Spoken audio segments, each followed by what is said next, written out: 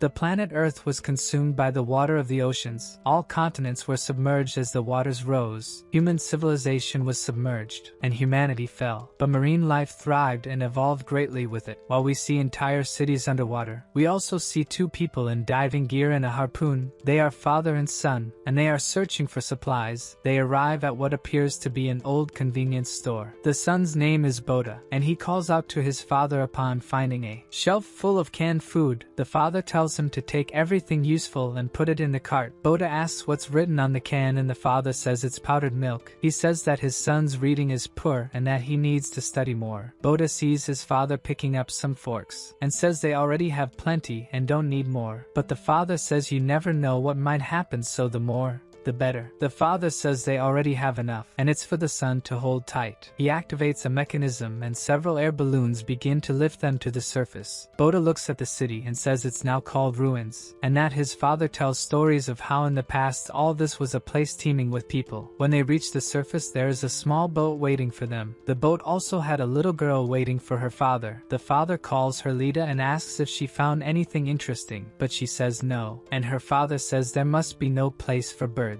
to rest nearby. Bota affirms that they haven't seen a bird in months, and asks his father if there really are any people alive besides them. But the father says he's sure there are more people alive, and they just haven't found them because the ocean is too big, and until they find someone, the father will protect them with his life. But the two little siblings also need to help each other, as they are all in the same boat. The father was responsible for hunting and repairing the boat. Bota took care of water and food, and Lita took care of dirty laundry and cleaning. Exploring the ruins was also a job only the father did, and it was only recently that he started letting Bota hunt near the surface, and that recently he also could go with his father to the ruins. With a kind of crane they retrieve things from the sea, and inspecting these things is the favorite activity of the siblings. But when the sun sets, they all have an absolute rule to follow. Using watches in the sight of the sun, they all run into the boat. Bota says he forgot to put away the fish, but the father tells him to get in and pushes him down, while slowly closing the door along with the sunset. The night comes with a starry sky, but inside the boat the three are together in silence, when suddenly they feel an impact and Bota says they have arrived. The monsters. Yes, there are monsters in the water now, and the monsters are nocturnal, and we see several of them around the boat. The monsters start banging on the boat, and Bota is very scared, telling the monsters to go away. But his father puts his hand on him and tells him to calm down, that they're just going to bang on the boat out of curiosity and then leave. The father hugged them until the monsters left, and after the situation calmed down, the father put the two to sleep. But Bota asks if where his father lived also had monsters. He says yes, since they live anywhere in the water. But he says there were also harpooners who were warriors, who fought monsters to protect the cities, and that he was also a harpooner. This tattoo is the proof. Bota asks what are those strange dots below the symbol. The father says they are not dots but stars, and Bota asks what a star is. The old man forgot that Bota doesn't know what a star is since he's always inside the deck at night. He explains that stars are almost like small jewels shining in the sky. But the siblings are already asleep when the father finishes telling the stories of the stars. He says his wish is to show the two how beautiful it is at night. The next day, when they go up to see the boat, the monsters ate even the fish they had forgotten, including leaving claw marks inside the boat. The father says it's not a problem, and he will repair the boat. The important thing is that they stayed safe. Bota asks if the father wants him to go to the ruins to get parts. The father gets angry, saying he's crazy to go there alone. Monsters may be hiding in the ruins. Bota says they were there yesterday, but the father says it's only because he was sure it was safe, and then he forbids Bota and Lita from going to the ruins until they turn 17. Bota starts arguing, saying he's not a child anymore, and he can fend for himself, and that there's nowhere else to go beyond the ruins, as everything around has become ocean. When the father was about to respond, Lita interrupts and tells them to look over there, and she points to a bunch of birds. The father shouts to hoist the sails, that they will follow the seagulls. They arrive at a completely destroyed building that has now become a mini island. The children tell the father they saw people and start shouting, but the father tells them not to make noise and to stay inside the boat, that he will go there to check the building, and if something happens to him, they should flee. The father jumps into into the water and swims to the building. When he gets there, he appears in front of a hole in the building and asks if there's anyone there. No one answers as he sees a staircase. He goes up and finds a green door, and when he enters we see 4 dead people. Meanwhile on the boat, Bota and Lita are happy, hoping they are nice people. But Bota is surprised by something in the sea. He thinks it's a person. Returning to the father, he is rummaging through things and finds 2 explosives. When he notices that the part where he is has a huge hole, that the iron bars are twisted inwards, and outside we see marks of giant claws. The father feels a chill just imagining the monster that did this, and at the same moment, he hears the children calling for him. As soon as he returns to the boat, Lita says that Bota is trying to go to the water, and the father asks why. Bota says there's someone in the water, but when we see it up close it's a trap. The father screams, saying it's not a person, but it's too late. A gigantic monster appears under the boat. The father grabs the 2 children, already anticipating that the monster will. My god, look at the size of this thing. It lunges and grabs the entire boat in one bite. The 3 remain inside the boat, and now face to face with this monstrosity. The monster makes another attack and completely obliterates the boat. Bota falls into the water, but his father is quick enough to grab him back, and the 3 are left on what remains of the rear of the boat. But the monster doesn't even give them time to rest and launches an attack with its tail. So the boat is wrecked and the father and the 2 brothers are thrown straight into the building. Meanwhile, the monster approaches the building. Bota wakes up,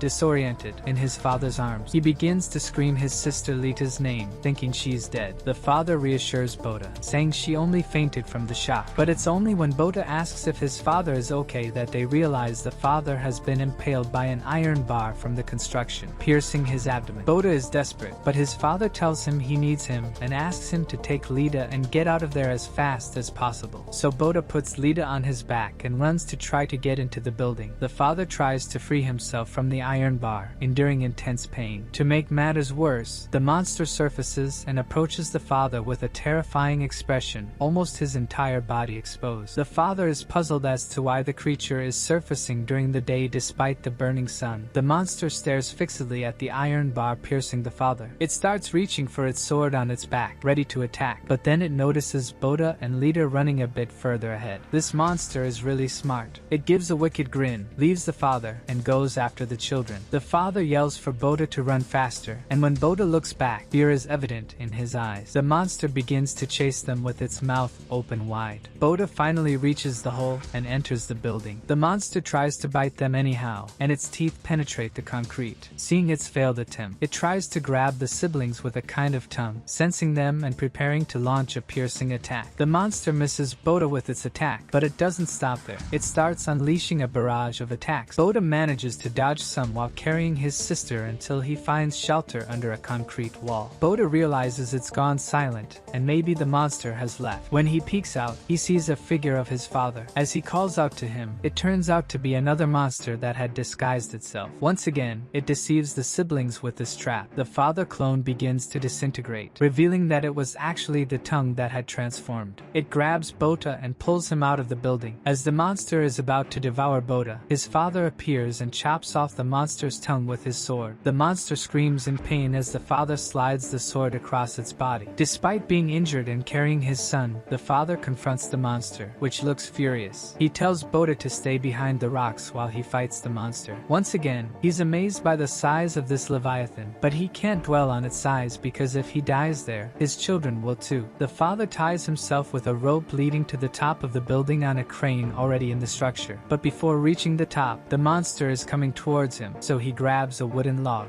and gathering all his strength, he managed to pull out the log and drive it right into the middle of the monster. Bota, who is watching the scene down below, thinks about how amazing his father is. The log gets stuck in the monster's mouth and keeps it open. His father grabs the sword and starts slicing the monster's face. But suddenly the log that the father was leaning on breaks, and he falls into the monster's mouth, being pierced by the creature's teeth. Bota watches from afar the father's last moments. The father looks sadly at his son and remembers the moments he spent with his 2 children and the fear he felt of not being able to protect them. Looking at his son, the father says he loves Bota and lets the sword fall to the ground. He takes the bombs he found earlier, asks his son to take care of Lita, then he explodes along with the creature. In the explosion, Bota is thrown, and the creature falls into the sea. The boy watches as the creature sinks and calls for his father. Now Bota is on top of a small ruin, holding his father father's weapon. He returns to the boat, calling for his sister, and finds her in a corner, crying. He asks his sister what happened and where their father is, and she points to the sea. When Bota looks, he sees his father's body floating, split in half. The girl despairs and starts screaming for their father, but Lita holds her brother back from jumping into the sea. When he looks at his sister, he sees only a skeleton and starts screaming in despair. A storm is falling upon the concrete island, and the boy wakes up beside his sister. It was all just a dream. He looks at his sister sleeping and starts crying, thinking about his father. Now he knows his father wasn't treating him like a child but was protecting them both from the sea monsters. Bota embraces his sister, realizing they're alone now. In the morning, Bota finds their boat and asks Lita to help find something useful, but she asks where their father is. The boy wonders if his sister could handle the truth about their father. He looks at her, and she starts crying, asking why their father isn't there if he died and is with their mother now. Bota can't bear to look at her crying anymore, and they end up embracing on the small island, crying together. As the day passes, they gather the materials left by the boat. They find the boat's clock still working, but since the monster attacked during the day, the clock isn't as useful anymore. The siblings' stomachs start rumbling, but when Bota asks his sister if she's hungry, she pretends to be strong and says no, even though her stomach is growling. The older brother tries to cheer up the girl, searching for something they could fish with until he finds the forks he collected with their father. He remembers even complaining that there were already too many forks on the boat, but according to their father, it was always good to have a few more. The boy manages to make a small harpoon and goes to the sea in search of some fish. This time, when he looks at the water, he's afraid to enter. He starts thinking the monster might still be alive, so his sister holds him back, asking him not to go because the monster might still be there. He agrees with Lita, and they see a crab passing by, which ends up being their dinner. But since they found only a few, Bota lets his sister eat them all. The hungry boy starts thinking he needs to figure out a way for them to survive. He collects rainwater to drink and remembers that his father taught him how to desalinate seawater for drinking, but with this method, they would get little water. The siblings are happy to see the experiment was successful. They celebrate not having to worry about water scarcity anymore. The boy is feeling a bit more confident that he will be able to survive on the island. He thinks he needs to memorize the layout of the building and starts exploring it with Lita. Bota helps his sister climb the stairs and reaches the green door their father saw earlier. After entering the room, the first thing the siblings notice is the skeletons full of bugs, and they feel disgusted. Lita hugs Bota in fear, and he explains that they must have been residents of the island and that it's better for them to grab whatever is useful and leave the place soon. They find a cloth, a canister with gasoline. Bota picks up the bomb and remembers that it's similar to the one his father used when he exploded with the sea monster. The boy wonders if he'll be able to fight the monsters like his father did. He looks at the skeletons on the floor and thinks they were also a family, worrying if he'll be able to protect his sister from ending up like them. They light a fire, and Bota continues working on the fork harpoon while his sister hunts for crabs. The boy knows he needs to enter the water to hunt, and if the creature appears again, at least he has the sword his father left behind. He can use the sword to protect Lita, just as his father wished in the end. The boy notices a small button on the sword's handle, and after pressing it, smoke starts coming out of the sword. It propels the boy forward, and he ends up hitting a wall face first. Blood starts flowing from Bota's nose, and his sister appears, saying she found something strange. Lita shows a door on the floor, and he notices a small hole in its corner. After pushing the door, they discover a staircase leading to a lower floor. Bota starts descending the stairs and hears a noise coming from the depths. The boy gets scared but keeps going down, and suddenly a giant fish jumps out of the water. At the bottom of the stairs, several fish can be seen swimming. Bota gets excited to see the fish and dives in. He notices the fish are many and very big, and he quickly manages to catch one with the harpoon. Now he believes that with water and food, they'll be able to survive. But then something shiny appears in the distance. When Bota gets closer to see what it is, he realizes he's surrounded by sea monster eggs. Suddenly, one of the eggs starts cracking, and a claw emerges from it. Bota swims desperately to get away from the eggs, realizing he is in the monster's nest. The newly born creature grabs him and tries to bite his leg. The boy fights back and thrusts the harpoon into the monster's eye, causing it to swim to the bottom, screaming in pain. As the monster is at the bottom, staring back at him, Bota manages to reach the stairs. But as soon as he does, a hand emerges from the water, trying to grab him. The monster emerges from the water, heading towards the boy, who swings swings the sword, shouting for the monster to stay away from him. The monster lunges towards Bota. Fortunately, the boy manages to dodge it, climbs the stairs, and closes the door. The sea monster continues attacking, clawing at the door, so the boy thrusts the sword into the door, trying to hit the monster below. The monster stops attacking, and the boy thinks it might be dead. Bota puts several pieces of concrete against the door to prevent the monster from getting through. Only then does he realize his sister isn't there. A boy starts calling for Lita until he reaches a window and sees his sister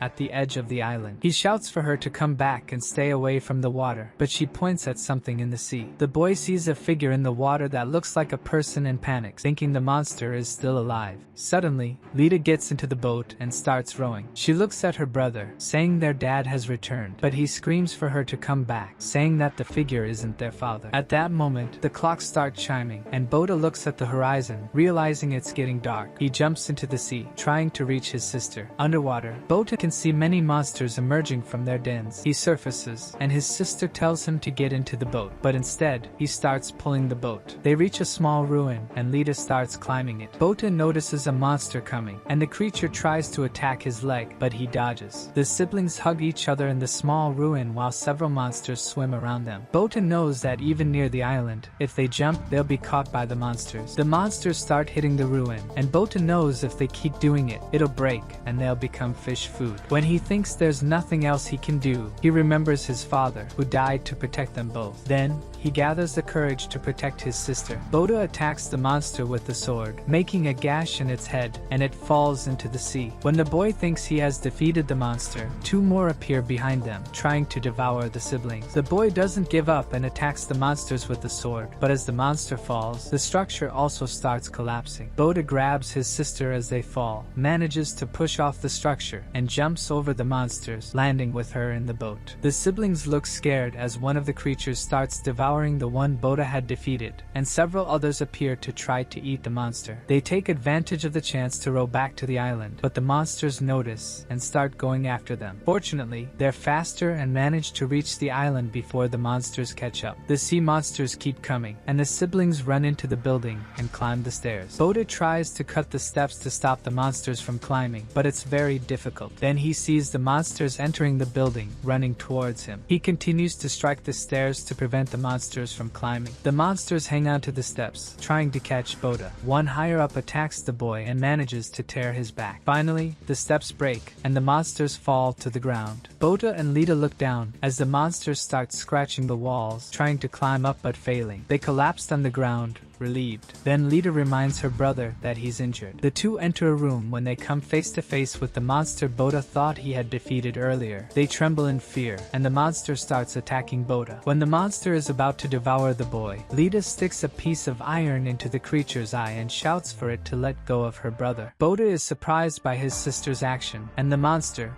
now with both eyes pierced, moves towards Lita. She stands still with her back against the wall, and the monster can hardly see her. It approaches and sniffs the girl. Lita becomes desperate as the monster is literally leaning against her. Bota seizes the opportunity to shout at the monster with a gallon of gasoline in hand. The monster looks at him and, without hesitation, leaps towards him. Bota throws the gasoline gallon right into the monster's mouth, causing it to dodge just as the monster was about to bite him. The monster crashes into the wall and, stunned, stands there with the gasoline gallon in its mouth. Bota takes advantage of this opportunity to use a slash from his sword, not on the monster, but on the iron bars, creating sparks that ignite the gasoline on the ground, leading to a path of fire towards the monster, which burns in flame. Taking advantage of all this, Bota grabs Lita and begins to climb the stairs, but he accidentally knocks over the box containing the bomb. He tells Lita to duck as it's going to explode, and a few seconds later, the explosion is so massive that it brings down the entire building. The children survive somehow, and as the building collapses, they are lucky enough to fall into the water. But in a world where monsters roam the ocean, falling into the water might not be considered luck. The debris collapses on top of the eggs below the building, killing most of them. Bota and Lita manage to cling to one of the debris pieces and see that the island building has sunk. We see an almost terrifying scene with a clawed hand appearing behind Bota, who looks back and sees a monster staring at him intently. Not just one, but several of them them appear. Bota and Lita find themselves with no chance of getting out of this. The monsters start attacking Bota. In an act of desperation, he swings his sword with little success. He defends himself from one of them biting him with his sword, and just when all seemed lost, we see a projectile hitting the monster from behind. Bota and Lita look to see who it is, and indeed, it's another person,